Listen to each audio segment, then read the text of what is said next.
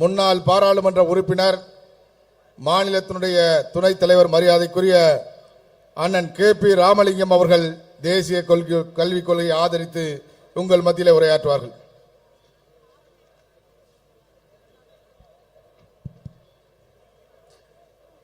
இந்த வரலாற்று சிறப்புமிக்க மாநாட்டின் தலைவர், ஆற்றல் மிக்க செயல் வீரர், மக்கள் தலைகளா கடல் அலையா என்று சொல்லத்தக்க வகையில் மாபெரும் எழுச்சி கூட்டத்தை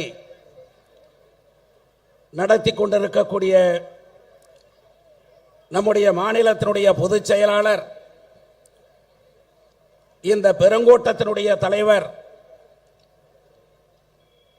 ஒப்பாரும் மிக்காரும் இல்லாத உழைப்பாளி, என்றைக்கும் இயக்கம்தான் பெரிது என்று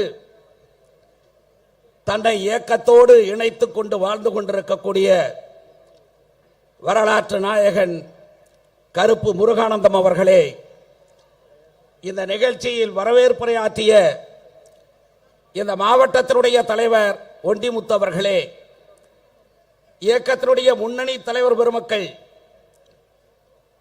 அண்ணன் பொன்னார், முன்னாள் ஆளுநர் தமிழிசை,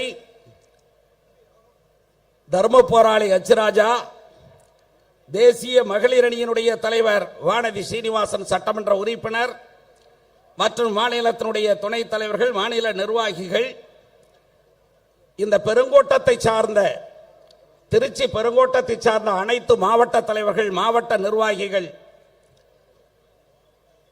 திரளாக குழுமியிருக்கிற காவி சொந்தங்கள் அனைவருக்கும் என்னுடைய அன்பு கலந்த வணக்கத்தை முதற்கண் தெரிவித்துக் கொள்கிறேன். தலைவர் உரையாற்ற இருக்கிறார். இந்த நாடு அவருடைய உரையை கேட்பதற்காக எதிர்பார்த்துக் கொண்டிருக்கிறது.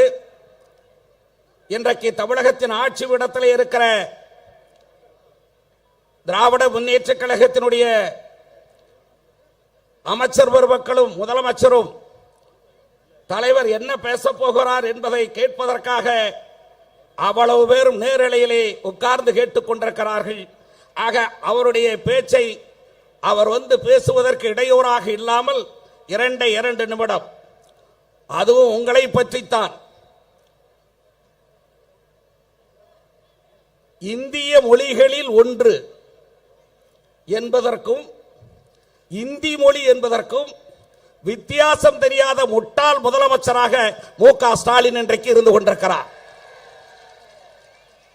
அந்த முட்டாளை ஆட்சி படத்திலே இருந்து இறக்குவதற்கு பாரதிய ஜனதா கட்சி போர்க்குணம் கொண்டு இன்றைக்கு போர்க்களத்தின் போர் முரசை திருச்சியில் இருந்து ஒழிக்கிறது.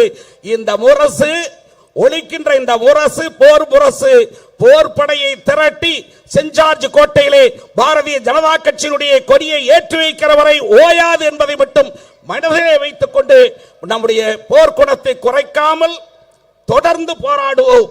எது வரினும், அது எப்படி வரினும், அதை சந்திக்கிற ஆற்றல் படைத்த மறவர் கூட்டம் இங்கே இங்கே இங்கே இங்கே என்று நாம் வீரமுழக்கம் விடுவோம் என்று சொல்லி தேசம் காப்போம், தமிழகம் வெல்வோம், இதுதான் நம்முடைய முழக்கமாக இருக்க வேண்டும் என்று சொல்லி வாய்ப்புக்கு நன்றி கூறி விடைபெறுகிறேன். நன்றி, வணக்கம்.